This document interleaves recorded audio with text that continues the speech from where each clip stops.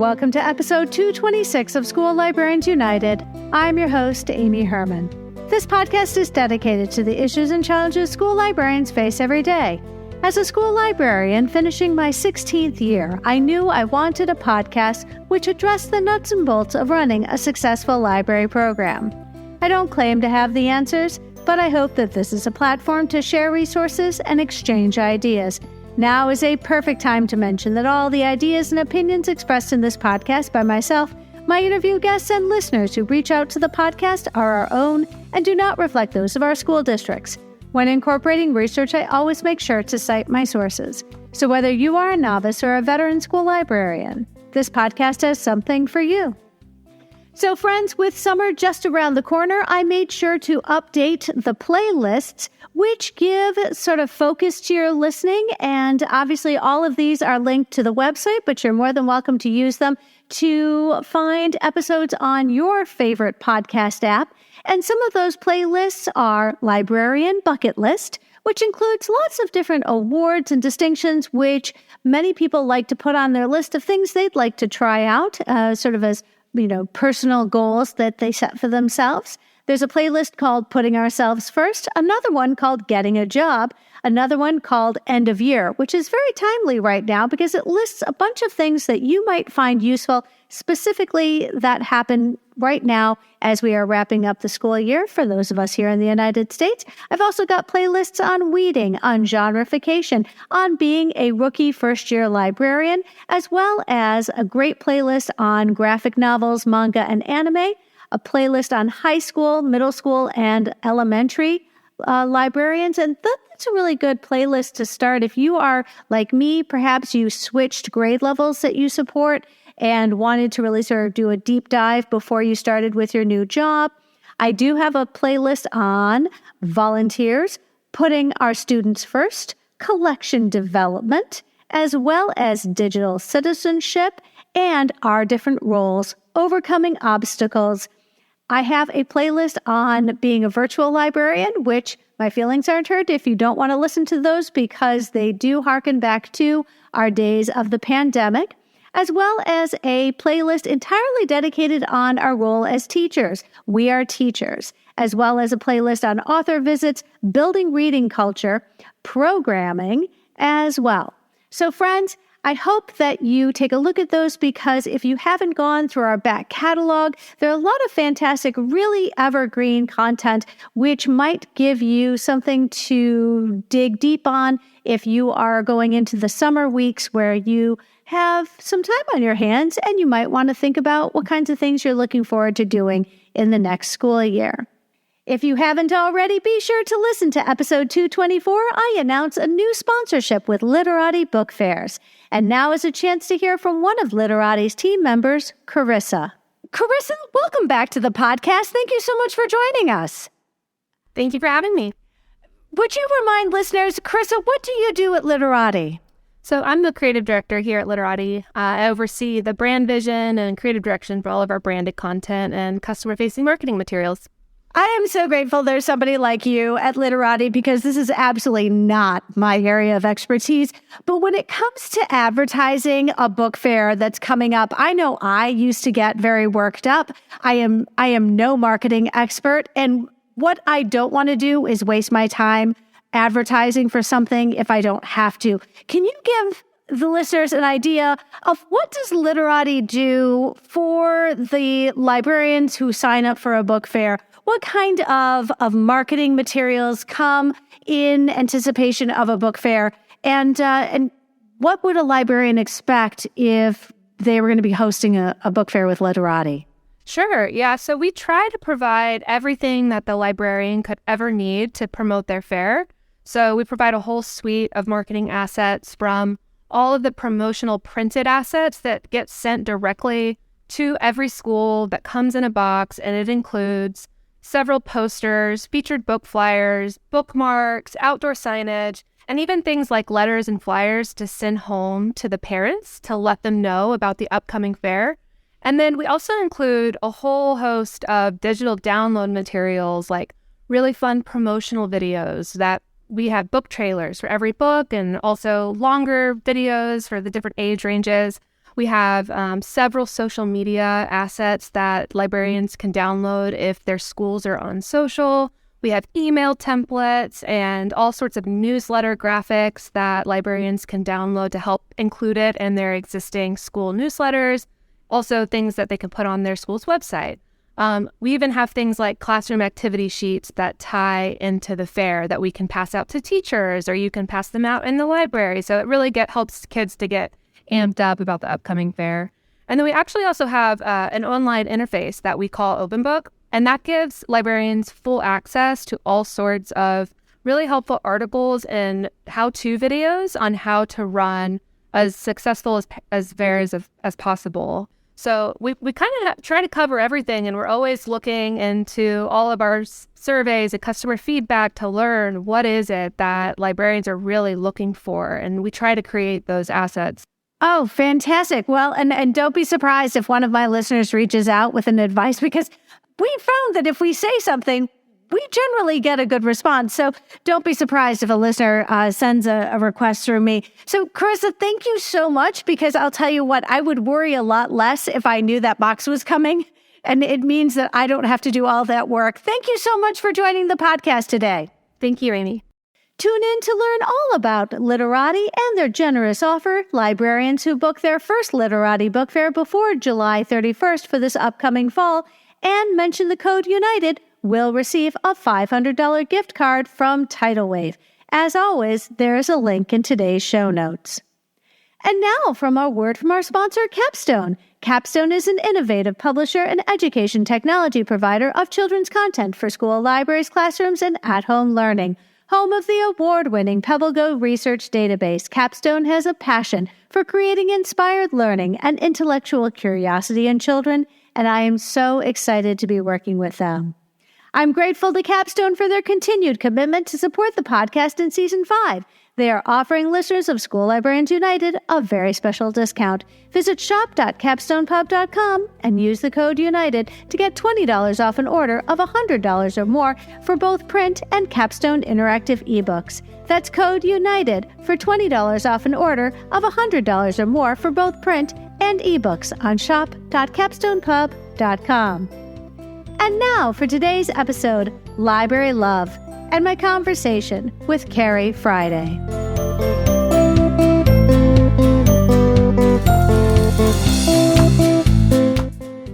Friends, I'm so excited. Carrie Friday, welcome back to the podcast. Thanks. I'm so excited to be here. I love this podcast. It's the only one I listen to. For real. Well, if you had to listen to one, here we go. All right. You know, friends, Carrie and I first collaborated on episode 151, Purchasing Power. And, you know, I got to tell you, Carrie, when you and I recorded that episode, I think I had like a negligible budget. I still don't have a budget, but I did get a grant.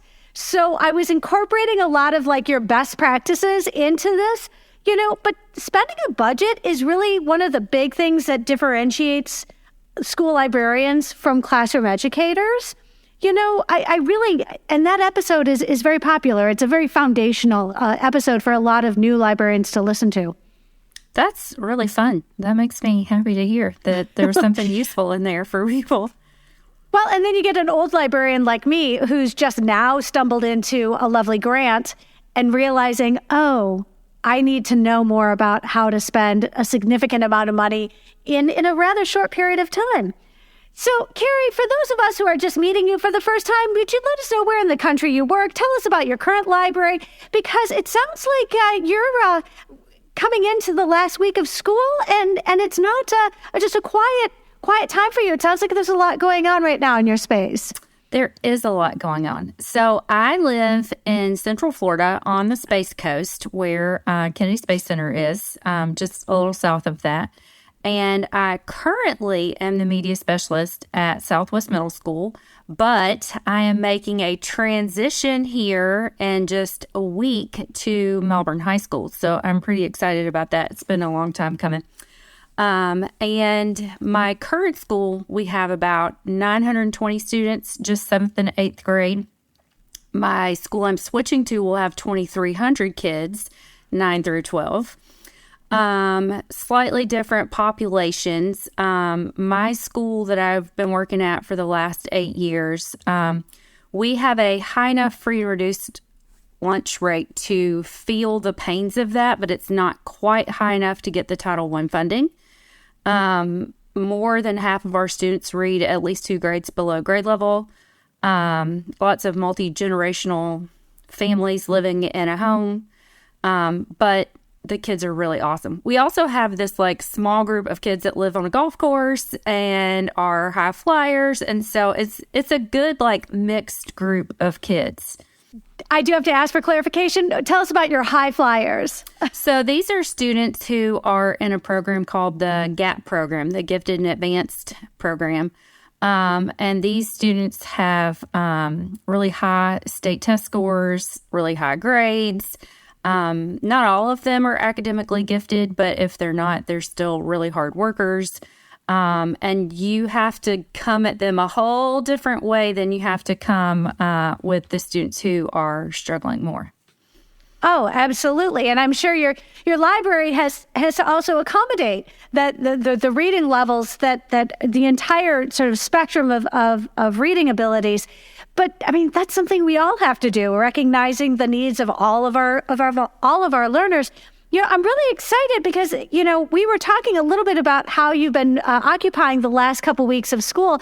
I appreciate you're leaving this school, but it sounds like you've done a lot of work and you're getting some new carpeting and you've had to pack up. I mean, this is all work, but you're leaving. Tell us a little bit about what you've been doing. So this carpet in the media center at my school is more than 30 years old and it's super gross. But it's finally getting replaced. We finally made it on the list of the schools that are getting new carpet. And I was told originally that they were going to be doing that over the summer. And so I was just sort of planning for it and kind of like, what do we need to do before the end of the year so that the next person coming in will, you know, be set up. And then my principal came in maybe 2 weeks ago, and she said that they wanted to come the next day, and I freaked out because I was not ready for that. And then she said she told them that they couldn't do that, but they were going to come on the 22nd. So we've been doing state testing for the last 3 weeks, every single day in the media center until about 1:45 to 2 o'clock. And school gets out at 4:15. So I've just had from 2 to 4:15 to work to try to pack up all the books and the stuff that's out on the floor, my office, the workroom. But I've had a small army of really amazing kids who come in on passes when they're done in their classes. And I got a really great tip from my friend Jennifer Underhill, and she told me to saran wrap the books. And so we ordered this really great, like high quality saran wrap that they use on athletes. And we have been wrapping the books. And so it turns out 4 times around the sides and then 4 times top bottom is the right ratio to make them all stay in without it being too much. And the kids labeled all the shelves. My books are genreified. And so it was Fantasy Shelf 1, Fantasy Shelf 2, Fantasy Shelf 3. And then we could fit usually about half of the books in and wrap them up. So it was Fantasy Shelf 1, Part 1, Fantasy Shelf 2, Shelf 1, Part 2. And so we put shipping labels on the outside of the saran wrap. And then I have these big window seats all around the library. And so we stacked all the books in the windows by genre, so that it will be really easy to put them back at the end of the week when they're done putting the carpet in.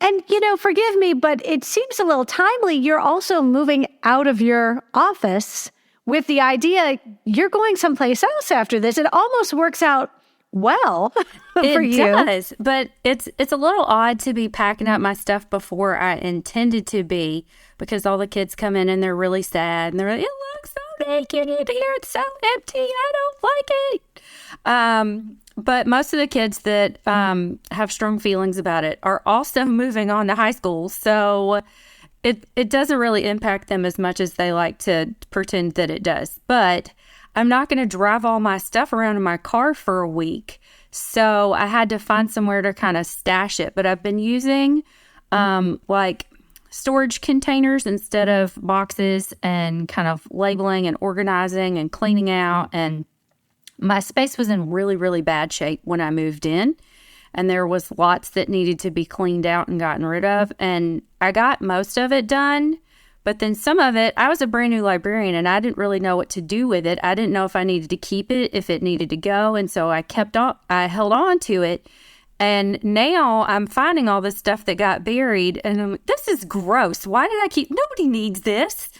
So I've been throwing away a lot. My custodian comes in every day and she goes, oh, you cleaned out more today. So I did. I'm sorry. I'm so trashy today. And she's like, no, it's good. Get rid of it. But you said it was like 8 years. You've been there for 8 years, and you came in as a brand new librarian. You're leaving as a veteran librarian, and you have that perspective. You can look back and go, nope, that is a time capsule, not worth keeping. It's got to go. I hope you did the next librarian a service of getting rid of the things that really shouldn't be kept, because they won't miss it. You know that. I have been getting rid of everything. Like, if I don't think that it would serve anybody well, I have gotten rid of it. I've weeded the shelves of stuff that, needed to go, because I knew we were packing these up and I didn't want to wrap up books that we didn't need to keep. I gave them away to students. They took them all. But what's really interesting is the space that I'm moving into hasn't been updated in 60 years. So I'm going to have to redo this again. But look at the impact you're going to be able to have. I mean, the impact you're going to have is going to be instant. Yeah. Well, that's the hope. That's the plan. So, our show notes today, friends, you're going to want to make sure you spend some time with them. But they include Carrie's 5-year plan. And I'm realizing this is for the school you've not yet started in, which is wonderfully ambitious. It's a 5-year plan for your high school. Carrie, I'll be honest, I've never bothered making a 5-year plan ever. So I know that listeners would have some questions, starting off with, I appreciate that this plan is just a plan, because until you get to your school and sort of settle in, there may be some things you can't quite appreciate until you're there in real time. I actually made a 5-year plan when I was applying for the media specialist position at the school that I'm at now. I'd been in the classroom for 1 year at that school, and I knew that several people were applying, and I knew some of the goals that the principal had, and so I was trying to set myself apart. So I kind of planned out like what could happen and what we needed to do. And I actually didn't know a lot about timelines for libraries, and ended up doing everything on my list in less than 2 years, minus one thing. That's the Florida Power Library Award. And that you have to be in the space for 3 years before you can apply. So I had knocked it out.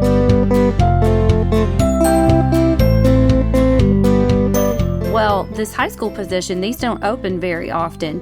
And I knew a lot of people were going to apply for this. And I knew that it was, the space needed a lot of work, it needed a lot of TLC. And my daughter goes to school there. And so I've been in this space a lot. And so I just used what I knew to kind of build out a plan for what this space could be like. But making sure to include, lots of flexibility for changes based on what the students and the staff and the administrative team would like to see happen.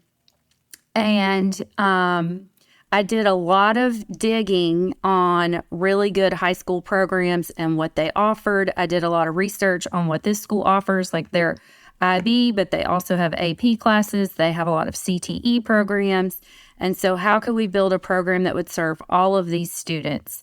It's a school that's really rich in tradition and has a lot of community buy-in. So how could we bring in the community to partner with the program? And as you and I both well know, libraries don't necessarily have the best public persona these days in the communities. And so how could I partner with people in the community to build a better image of what's happening in this space so they can see what's really happening instead of what they perceive is happening? So I just built a plan around this. And I've been working on it for a while because I knew this spot was going to open. And then I actually didn't send it to the principal until right before it was time to interview. And I sent it with a message of like, here's my resume, here's this plan I've built. I know it's quite ambitious, but I feel like we can do it. And please know that there's a lot that, we can shift and change, but this is a place to start. And I was hoping that it would be so overwhelming that he would just be like, wow, this lady really has her life together. Let's just go with that. But he really liked it a lot. And he's talked to a lot of the staff members about it and kind of, like changes coming and this is going to be great. And this is her vision for the space. And so that really excited me because it turns out it's not a waste of my time. And now I have something that I can, like a blueprint that I can start with and kind of work my way towards these goals. And if I don't hit them, then it's fine. But at least I know what direction I'm going in. I'm so curious. First of all, leaving the school that you're leaving right now, you said you had a 5-year plan for there. What was something on that 5-year plan that you're especially proud of? So there was no soft seating. The collection had 20,000 books, 14,000 of them were outdated. The average age of the collection was before I was born, so it was not great. And I'm not super young, so that was not fantastic. And there was no maker space. And I found out that the year before that, the district had given like $100,000 worth of maker space stuff through an engineering grant. We have a lot of engineering companies here, to some of the schools. And my school didn't get it because they thought it wouldn't be used. And then the person before me retired. So there were other schools that had all this great stuff. And my kids didn't have that, and I was really upset about it. So I started writing a lot of grants, and in the last 8 years, I've written over $50,000 worth of grants. And so far, I have not written one that I didn't get. So I really wanted to build a maker space for the students. I wanted to update the space, and I wanted to have books that were relevant and great for my students. And I really wanted to get Florida Power Library, and I did that. And so that's a state distinguishment, from the Florida DOE that you have an exceptional library program. And it wasn't about getting it. It was about knowing that I built a program that measured up enough that I was serving my students in my community well. And so we've done all those things. And the average age of my collection now is, I think, like 2017 or something like that. I've put a lot of TLC into it. I served on our state book award committee for 3 years. So I got a lot of books that way. And I've really updated it a lot. Our kids did not have access to digital books before, and now they do through a partnership with our district. And so it's come a long way. I think about how lucky the next librarian's going to be moving into that space. You have created such an amazing, wonderful space for the next person moving in. Have you had a hand at all in who is replacing you? So my principal is really, really amazing. She is a former reading teacher and a former literacy coach. She is very innovative and very creative. She's incredible. And so she really values what I do. And so she has asked me for a lot of things. We meet once a week on Monday mornings and talk about what's going on and what needs to go on and kind of just the direction of things. And so she has asked me a lot about that and wants me to sit in on some of the interviews. The position is still open. So if you're looking to relocate somewhere warmer and would like an amazing library just handed to you on a silver platter, welcome to Florida. Come on over. So it's still open. That sounds wonderful. Which makes me happy and anxious all at the same time, because, when you've poured so much into a program, you don't want to just leave it to chance. But also, I recognize that there is a larger part of our community that also deserves to be, to have somebody that is really going to care a lot about their program. And I'm excited for the challenges of high schools. I've got some big ideas. I used to teach high school, so I'm excited to go back to the big kids. I'm excited to not be sprayed with Axe body spray every day. So that's exciting. Well, and friends, I know Carrie is legitimately concerned about who is going to take this space. Tell us, when does the next school year start? And is it possible, if somebody's listening to this right now, if they could reach out, we'll include your contact information in our show notes.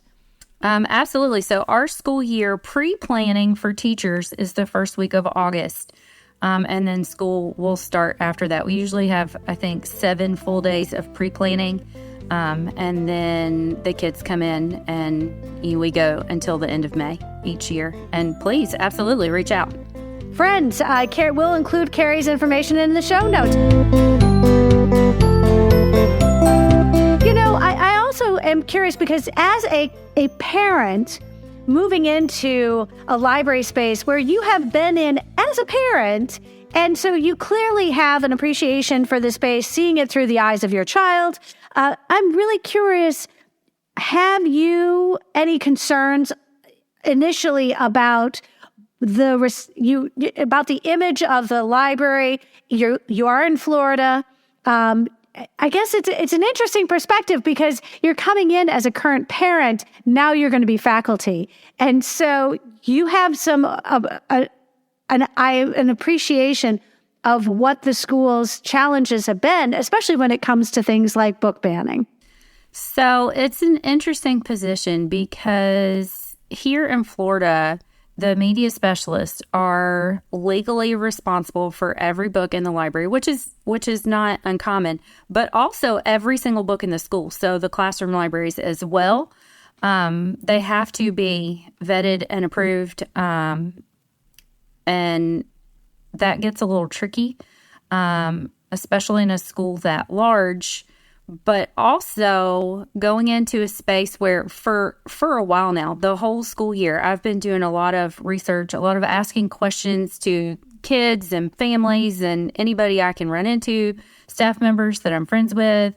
And that space is really not used much other than for students who are coming in to get their dual enrollment textbooks from the college.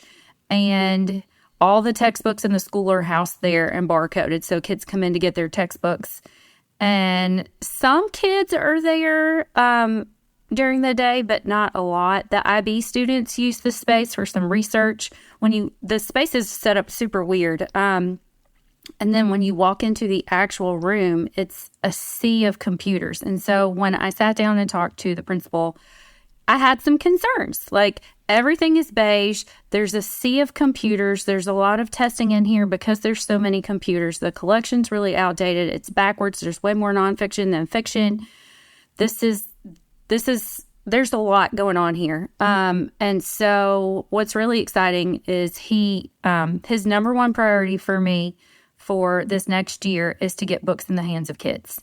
And whatever I can do to do that, that's what he wants to happen, which I think is really amazing. And so they're already planning to take one of the computer labs out. They took the computers out of the other lab, and it's just going to be carts. And those are like just in the room itself. There are connected labs where people could go to test or with their classes or whatever. But all the classrooms have laptop carts now. So really, there's no need to have all these computers everywhere. They just bought $40,000 worth of new furniture for the room. They didn't get any soft seating, but he said that he was very open to that. He really wants to do that. And so, some grants and some matching funds and some different things. They're all for painting the room, brightening it up, making the space really great. And we've worked out some things that can be done over the summer because when the kids come in for registration in August, I want it to be different enough that the students and the families recognize that something has changed. Well, I have no doubt that you're going to work your magic. You come at this with a lot of vision And you've seen the transformation that's possible when somebody who has a vision gets in there and can make some actual changes. I do want to just quickly ask you, because you're in Florida, and I know listeners are curious, because I sure as heck am, vetted and approved. When you say that the books in your school, in the classroom libraries and in the school library, have to be vetted and approved, I know that means different things to different people. What does that mean in your school? So and what the state legislation says and how the districts interpret that is not always the same. So even from county to county in Florida, that looks a little bit differently, depending on the interpretation of the statutes. But what that looks like in my county is that, and it's shifting some, and they're getting some really cool programs, especially for the elementary people, to make this a lot easier and a lot more streamlined. Not as many people at the middle school and the high school level have classroom libraries. I mean, some people do, but it's not like it is in an elementary school. And so what that means is that ideally, you would have at least one professional review, if not two, for every book that supports the ages of the students that you serve. Now, in my current school, that's just 7th and 8th grade, I have these sweet little babies that have just turned 12 and they're walking in, but we also have kids who are 16. They're on the 4-year plan, not the 2-year plan. You know, they're struggling learners. They've come from some difficult circumstances.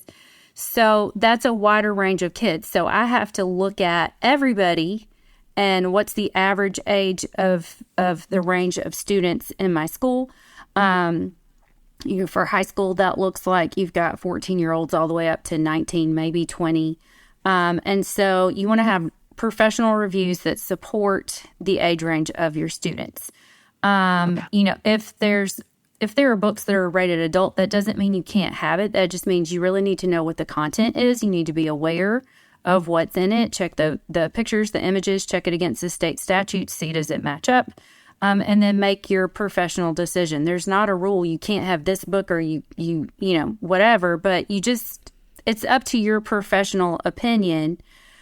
But when you check a collection that has a lot of books in it, and then you have a lot of teachers, and so it gets tricky. And like as soon as I start at this new school, I'm automatically responsible for all these books that I didn't buy. Whereas my collection, I have put most of those books that are in there myself. I know exactly what is in that space. And my school is tricky because I have my 7th grade students, but then I also have these 8th graders and these students who have been there longer. And most middle grades books are written for students who are ages 8 to 12. So that's not most of my school population. So then you've got books that are reviewed for kids who are in 8th grade and up or ages 14 and up. And those are a really good fit for a lot of my students. And how do you kind of manage that? So what I did, which has worked well in our space, is I bought these YA labels for the spines.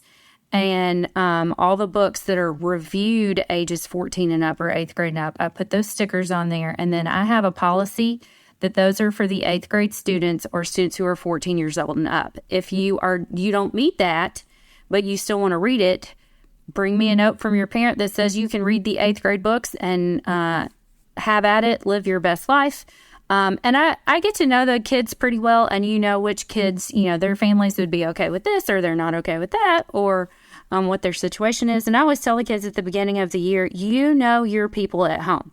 You know what's okay. You know what the rules are. You may have parents who don't care what you bring home. They're just happy you have a book. Or you may have parents that have very tight rules. And so really, you need to make the right choice for you and your family. And so if you are not, 14 and you take a book that's for 14-year-olds and your people at home are not happy about it, when they contact me, I'm going to tell them that I told you and you took it anyway. And so that's kind of how I do it.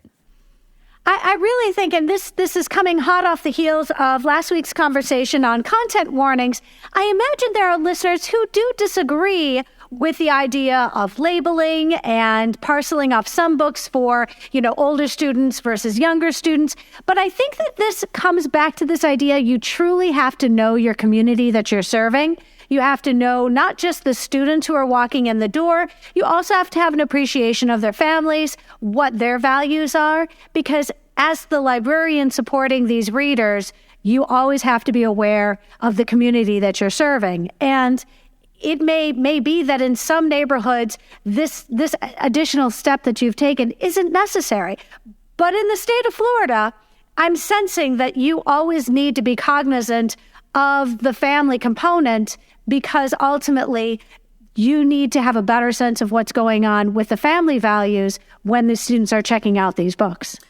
Well, and I think that's true for anywhere that you live. I didn't grow up in Florida. I grew up in Alabama. But I think no matter what school you're at, no matter what the state statutes are, or what the climate is, you need to know your community and your school families really well so that you can serve them well.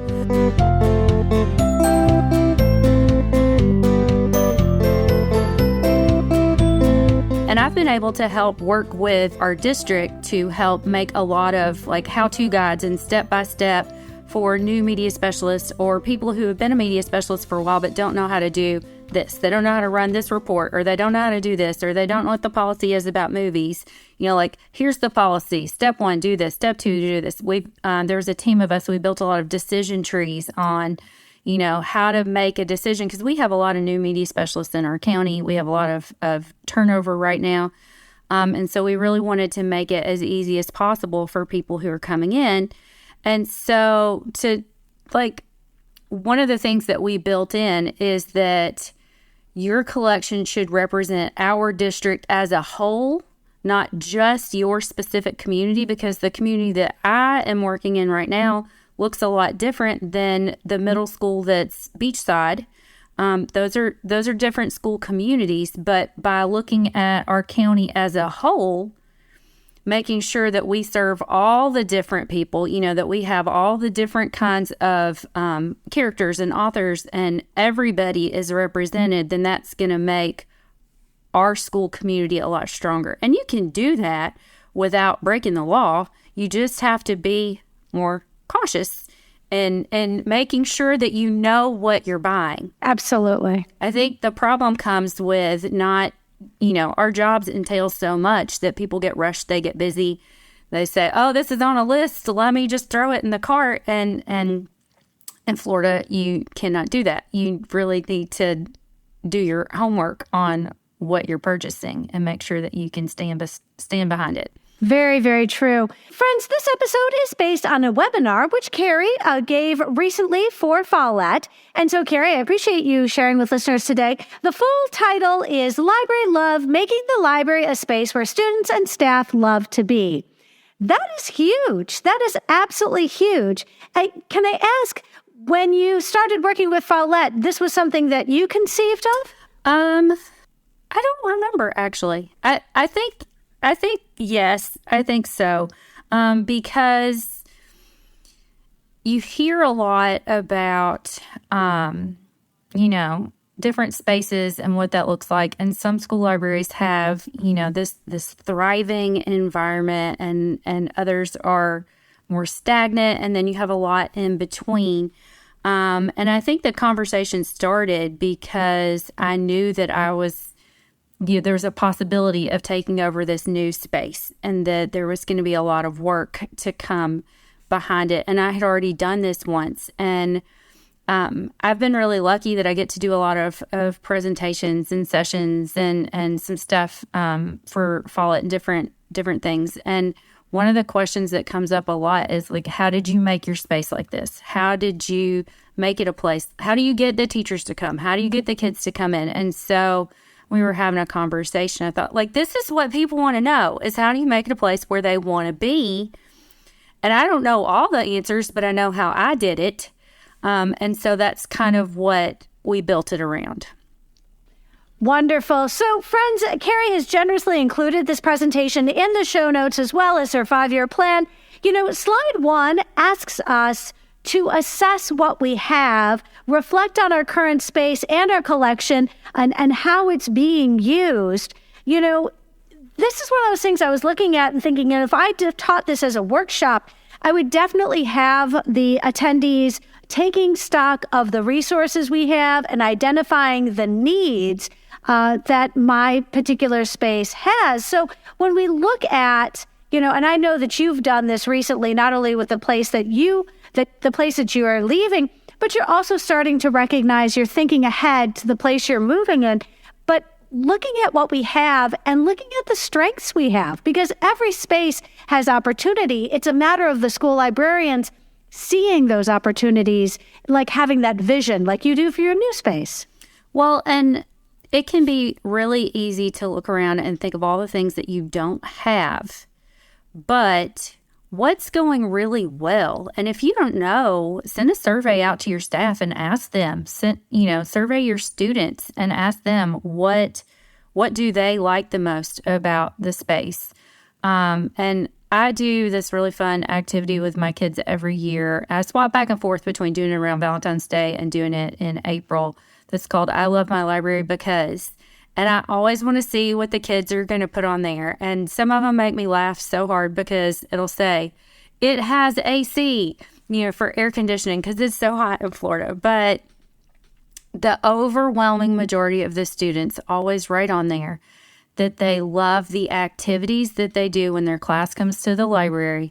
They love that they can hang out there in the mornings without any pressure of having to do this, that, or the other. And they love how fun I make it. And I just personally believe that life is too short to do boring things. And so I have worked enough in this space that I'm to a place where if a teacher wants me to do a lesson with their classes that I think would be a complete snooze fest, I just will politely decline.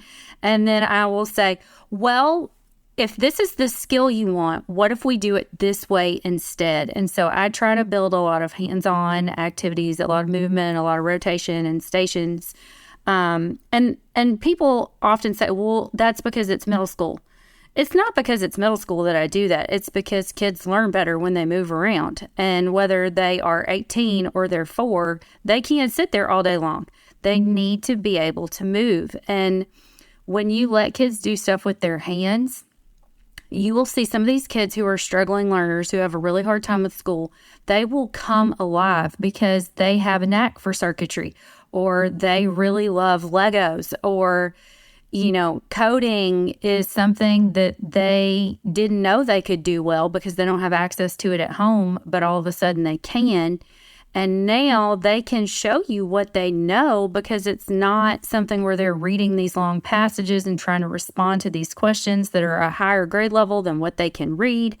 And these kids will become really shiny because they've seen success. And then because they've seen success in your space, they're not so intimidated by it, and they'll start coming on their own because they want to be there with you. And friends, I can't emphasize this enough that Carrie's presentation that she put together for Follett is rich with images and pictures and ideas.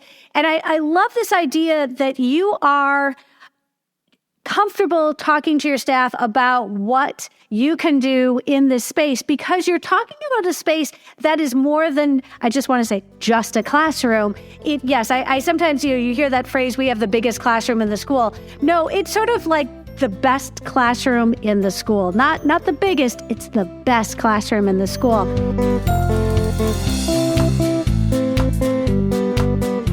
I'm hoping that listeners take a look at some of the things you've shared. But, tell us a little bit about what drives the programming, because you talked about incorporating movement into your lessons. You talked about having kids make things. What kinds of things get you excited? And when you are thinking about things you want to plan for your students, how do you initiate some of the things that you have come up with in your head? Well, originally when I started, the stations kind of started by accident. I had gotten a lot of grant money to get some makerspace stuff, and I had, designated a room off the library that was going to be the makerspace room. But I got all this stuff in at one time, and I didn't know what to do with it. I didn't know how to use it. And so one of our reading teachers that was really incredible, she devised an incentive plan for her class where if they all hit this mark on whatever they were working on, they would have a free day in the media center. So they came in and I had all this stuff out on the tables and they just got to play with it. And literally I was cutting the plastic off of things and, oh, you need batteries for that? Okay, let me go see if I can find some. And they just started making all these things. And then I started seeing people build lessons with Legos or building challenges. There's a media specialist in my district who is just the most incredible, Anna Woodbury, and she has her kids do a lot of makerspace things as part of their class instruction. And so we started working together and I started seeing some ways where this could be done. And the kids loved it so much. And I was seeing that they weren't coming in to go into the makerspace room. They weren't doing anything in there. So it wasn't getting used. But if I brought it out, then it was exposing everybody to those materials. So I just started building that around it. And then teachers started hearing like how much the other people were enjoying bringing their classes to the library. And I started getting some feedback about how they thought it wasn't fair that only ELA and reading got to come a lot. And so I really thought about how can I get as many people in here as possible. And in middle school, we're teamed. So I started scheduling, okay, well, ELA comes in August, social studies comes in September, science comes in October, math comes in November, and we have 8 teams. So that's only 8 school days, which means that leaves room for events, that leaves room for elective classes, that leaves room for the reading kids to come, our intensive reading students to come every single month. It leaves room for other things. You know, a larger school like the one I'm going to, that's not going to be the same kind of thing. It's not going to work like that. But it did work well here. And so because they know like this is their designated month, I would reach out and say, okay, like, what are you covering? And sometimes it's asking the department head, tell me what 7th grade's doing, tell me what 8th grade's doing. Sometimes that's the individual teacher. And the more that I do stuff with their classes, the more some of the teachers start to find ideas or they see things and they message me and they say, hey, could we do this? Is this a thing? And then, you know, I'll say, yes, I don't know what it is, but let me figure it out really fast.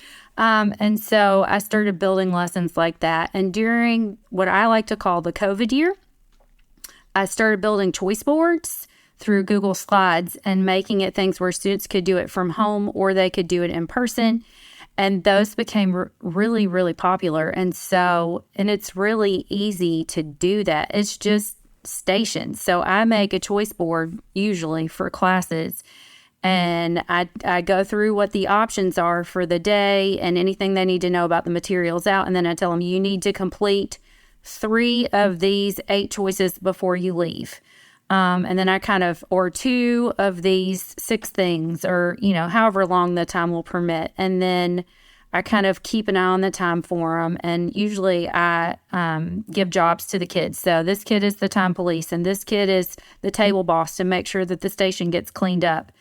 And, you know, just different jobs. And so I kind of threw out the thing. I'm like, oh, it's, you know, this time and you still need to get at least, if you're only on your first station, you need to hustle up and pick some quick choices just to help them learn to monitor their time, because that's not a skill that they have, but it's a skill that they're expected to do.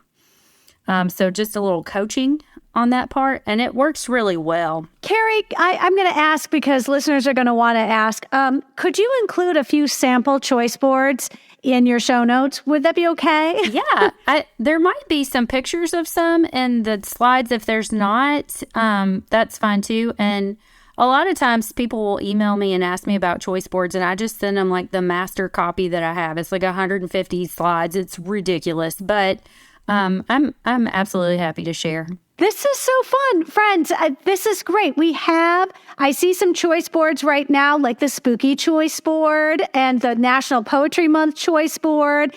This is fun. Okay, I now remember. All right, friends, definitely make time for this presentation because, everybody benefits when we get to share this out this way. I love the idea of choice boards. Would you set the stage and give us an appreciation for your space? Because you have a slide where it talks about the physical changes you've made to your space, as well as other changes that help incentivize and motivate students to come down and be in this space. Would you share with listeners some of the things that you've done to your space that really have made it an exciting place and a place that students love to be in? Well, one of the really easy free things to do is to move the furniture around. So don't always have it the same way. Also, I'm a big fan of making everything feel like it's an event, even though it's really not. And one of the things that I have used a lot that works really well is plastic tablecloths. And if you do it right, the kids won't rip them apart, and you can reuse them and reuse them and reuse them. So it's not super wasteful. And so, my husband is on the launch team for the Artemis program for the SLS rocket, and that was a launch that was happening this year, and that was going to be a really big thing in our community. And so I worked with a math teacher to build a lesson around it. And so I bought space-themed plastic tablecloths to put out on the tables, and then I couldn't help myself. I found this little blow-up astronaut, and I thought that was really cute. And we both have NASA swag, so we wore NASA shirts and made it a big deal, even though they just were coming for a lesson on rocket propulsion with balloons and string and chairs and yardsticks. And the lesson came from NASA, so I didn't even build it. I literally took the NASA education website and pulled the lesson off and sent it to her, and she was like, yes, this is what we're doing in class. And we just built some slides that kind of went through like this rocket and why did it matter and why were we making such a fuss about it. And it was super great. And the local newspaper came and featured it, and it was a whole big thing. But I would have done the same hoopla if nobody was coming, because I wanted these kids to feel like it was a big deal. I did a choice board with some 7th graders who were doing a unit on the gold rush, and I had our head custodian went and got sand out of the sand pit on the track and bought some little gold nuggets, and we panned for gold and built the Pony Express, and I just put out gold plastic tablecloths that I found in the storage room. I didn't even buy those. They were just there. I do a murder mystery with students, and I put out the fancy tablecloths that the school has, and I set up the books with Sharpie markers to make it look like it's an author signing event, and use masking tape on the floor to make a dead body outline and caution tape around it. And that didn't cost me anything. Those are things I already had, and the kids love it so much. I had James Ponte come for an author visit this year we were reading his series City Spies. And for this, instead of just a traditional author visit where they come and they talk to the kids and sign a book and leave, I made it into a spy party. And I wore like a coat and a hat and glasses, and I had this scavenger hunt that these kids did with a spy training course. And so he did talk to the kids for a while. And then after he was done talking to them, I had this list of activities for them to do. And one of those activities was getting their book signed. And one of them was, doing this and that and the other. And so the book signing line wouldn't get really long. And so the kids were moving around, and they were climbing through this course that I set up to look like a laser course, but really it was just twine that I found in my office and balloons hanging from the bottom of the tables. And I didn't spend any money on it, but the kids liked it a lot.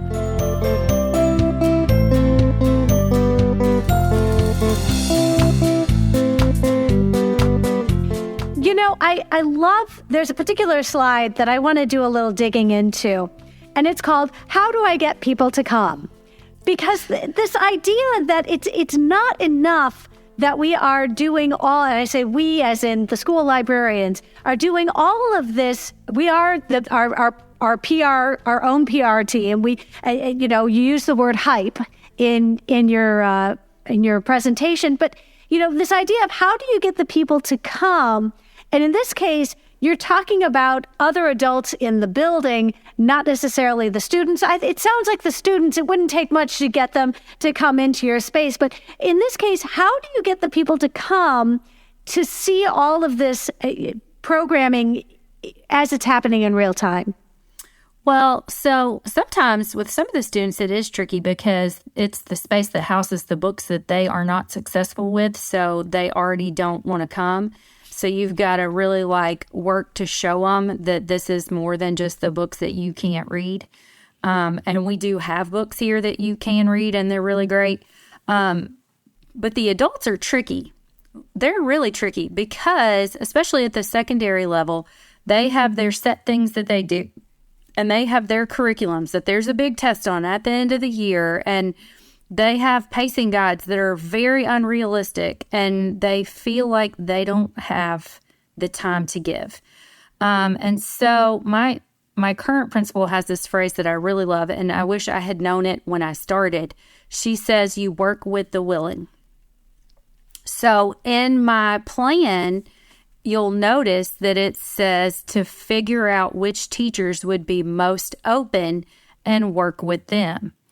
And so if you've got friends on campus, or if you've got somebody that's heard about something that you're doing, people do creative things in their classrooms, those are the people you target. And you say, hey, let me tell you about this cool thing that we could do. Or like what I'm doing right now, because my daughter goes to school at this place where I'm going to be working, but I'm not there yet. And so she comes home and she's telling me about this fun thing that she has. And then I'm sending an email to her teacher. And I'm like, so I know that you just did this really cool thing with these students in Ansley's class. Do you know what we could do next year? We could take this and then we could do this with it. And then their teachers are getting really excited. They're like, oh, we could do that? We could bring our classes to the library? So you have to be creative about it, but I think the real key is to work with the willing. Also, it helps a lot if your administrative team is really supportive of that.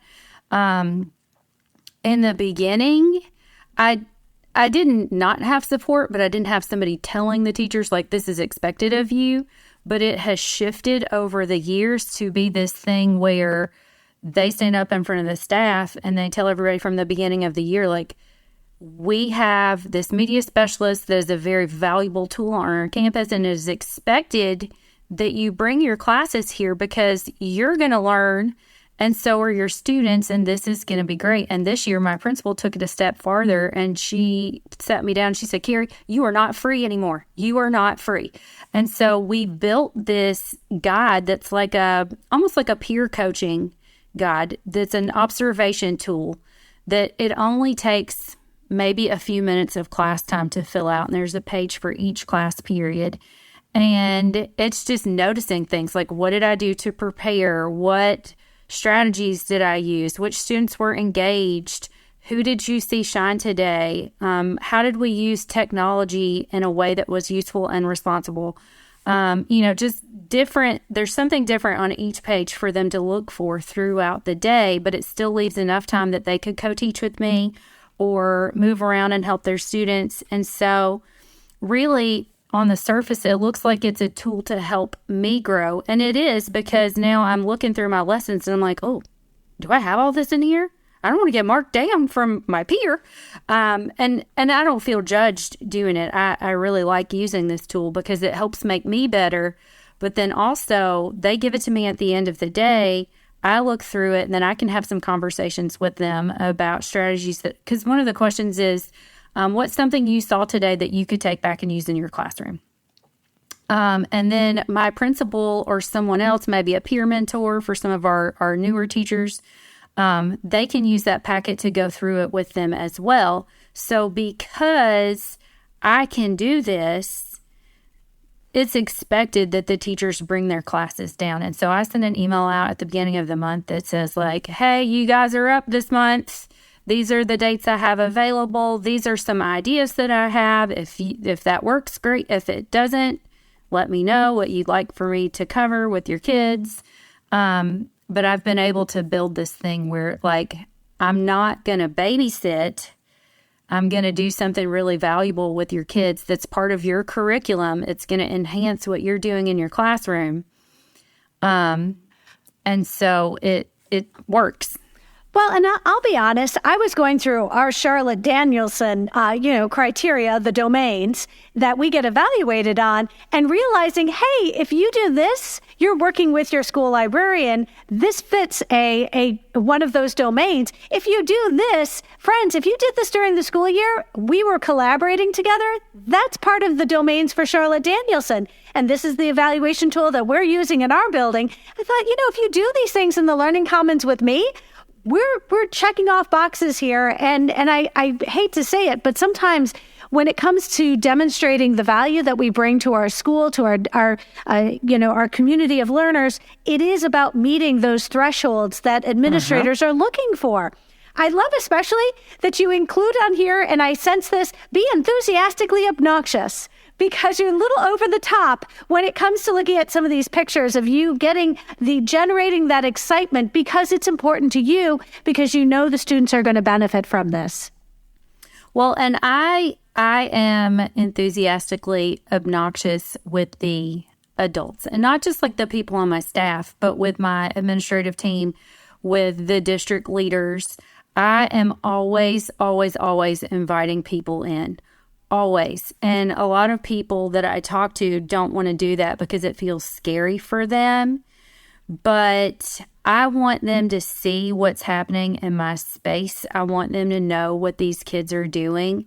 And so, like, if I send out my, quarterly or end of the year data, I send it to the top people. If I'm having an event, I invite the superintendent, the assistant superintendent, my school board member. I'll invite the mayor. I don't care. I'll invite anybody that will come because I want them to see. I invite a lot of business partners in. They like to volunteer. Our businesses that support our schools, they really love to volunteer even when they can't give you money. And I don't have a strong volunteer group at my school. And so this is a great way for them to see what's happening. It helps me have help. And then also, when I do have something coming up, if they can't support me financially, they go to bat on my behalf because they know what's happening. And so it works really, really well. But sometimes they ignore my emails. Sometimes they don't answer me. Sometimes they politely decline and say they don't have time. But sometimes they come. I was able to get our assistant superintendent and our superintendent to come be librarian for the day several years ago. And I made them do my job, and they thought it was really fun. And so I have a lot of support at the high level because they've been in there and they know what I'm doing.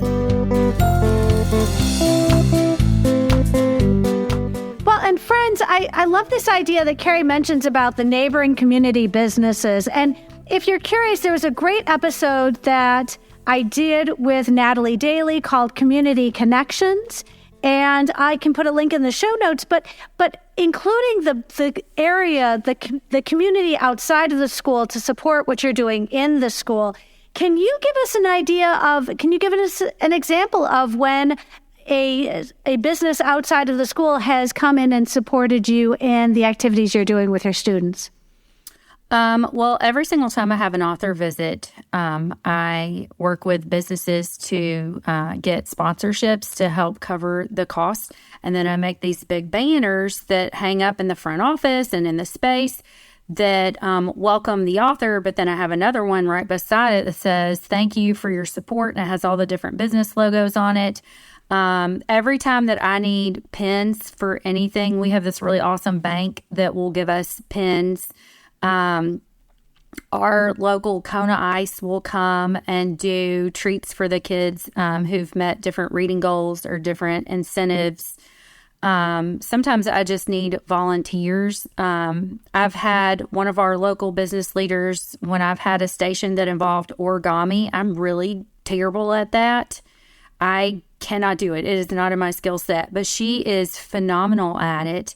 And so she'll come in and volunteer, and she'll man the origami station, and she'll teach the kids how to do it. One of the things in my plan for the high school that I'm going to is lunch and learns, where different people from the community will come in and teach a skill to the kids during lunchtime. So it could be, changing a tire. It could be how to balance a checkbook. It could be how to crochet, or whatever skill they're willing to do. And that could be that that's their business, or it could just be something that they like to do and they also work with a business. But it also gives our kids a chance to work with the community where they're looking for jobs. And it builds a skill set. And so I'm hoping to get that off and running. I talked to my new principal and told him that, because for the school I'm at, I'm the coordinator for the business partners. And so I really wanted to continue to be part of that program. And there's already somebody assigned for that at the school I'm going to.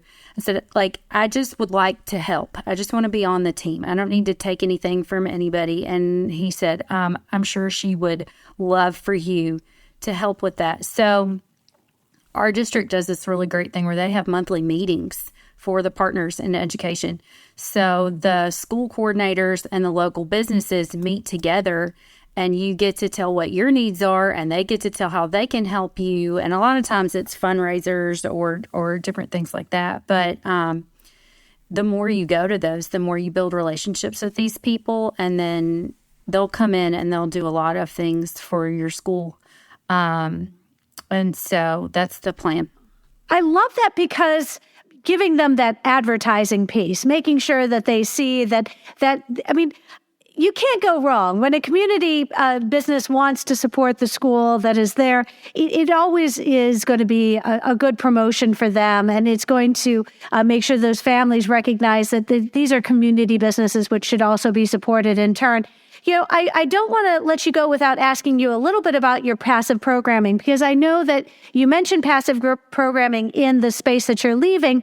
And obviously, it sounds like you're going to be moving some of that passive programming into your new space. Are there some home runs you'd like to share? I mean, obviously, the home runs at your middle school may not necessarily be the home runs for your new school, but can you give us an idea of what are some things that you would absolutely want to see continue when it comes to passive programming? Well, I started doing passive programming this year.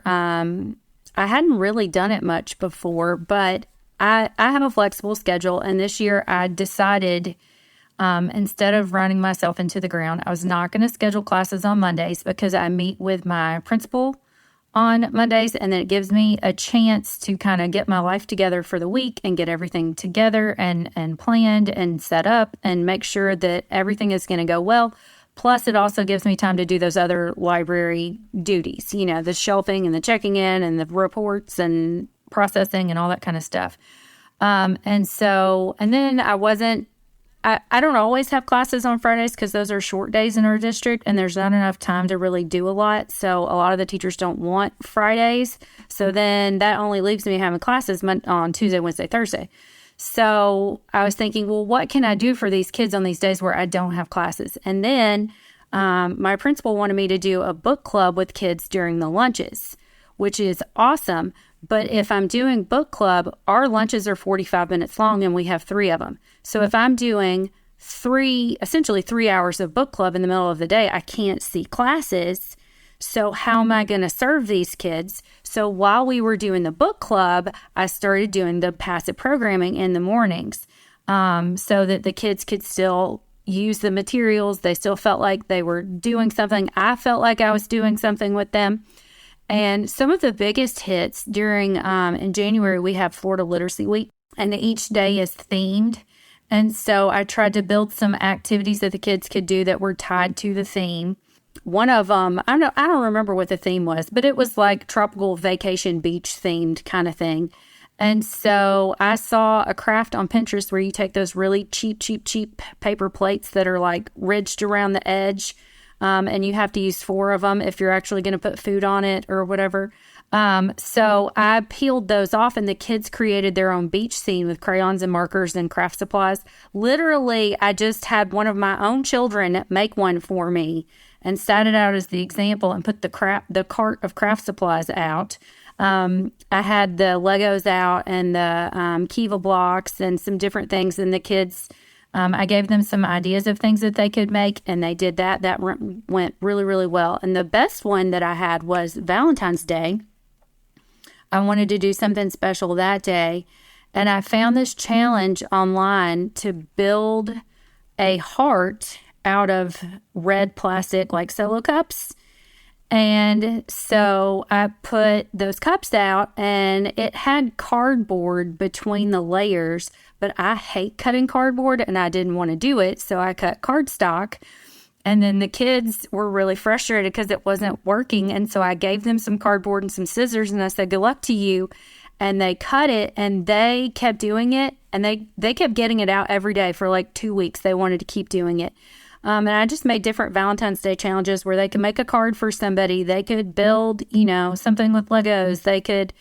I just give them a lot of flexibility and put the supplies out, and they can do it or not do it. And they really like that a lot. Well, and it sounds like you're giving them an opportunity to sort of flex and experiment and learn, and then build on what they've learned in the past, and they can, move forward. And that gives them that sense of choice and direction over what they're going to do with their time. Carrie Friday, I have so many ideas of things I'd like to do in my own space. I'm so excited for you and your new school next year. This is very exciting. You can end your school year and know that you're going to land and you're going to be in this new space. You're leaving your old space in a great place for the next librarian. I know there might be 1 or 2 librarians who are going to want to reach out to you. Would you let us know how we can find you on social media? Because you've put a lot of great ideas in your presentation, but I always learn things from you every time you post something on Twitter. Tell us where we can find you on social media. So on Twitter, I am at Carrie Friday, and on Instagram, I am at Carrie Friday. I'll be making an Instagram page for my new library, but I haven't done that yet. You can find me on Facebook, and I'll give Amy my email address so that you can reach out by email. I try to post pictures of all the fun things that we do in the space and just different activities, because it helps people to know what the library really is and what it's not. But also, I learn a lot from people on social media, other librarians, and so I like to share what I do too in hopes that it gives some other people ideas as well. Carrie Friday, have a fantastic summer and good luck at your new library. Thank you.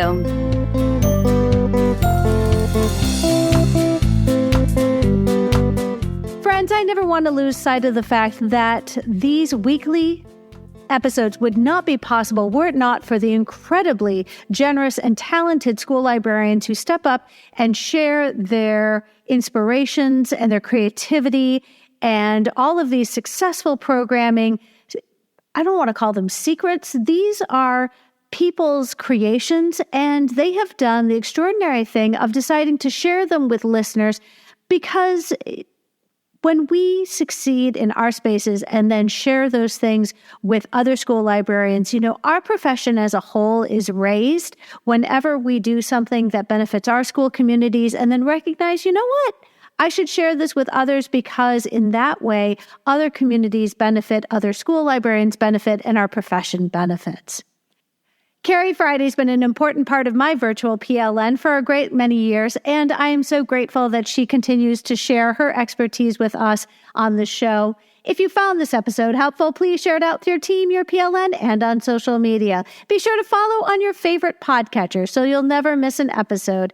And if you really like listening today, consider leaving Carrie some fan mail on social media, because I know she'd love to hear from you. One last friendly reminder, friends, use the code UNITED to take advantage of Capstone's generous $20 discount off an order of $100 or more, and schedule your very first Literati Book Fair by July 31st for this fall 2023 and receive a $500 Titlewave gift card. As always, there is a link in the show notes. The topic of our next episode will be TikTok and my conversation with Caroline Carr and Patrick Adams. I hope you will tune in.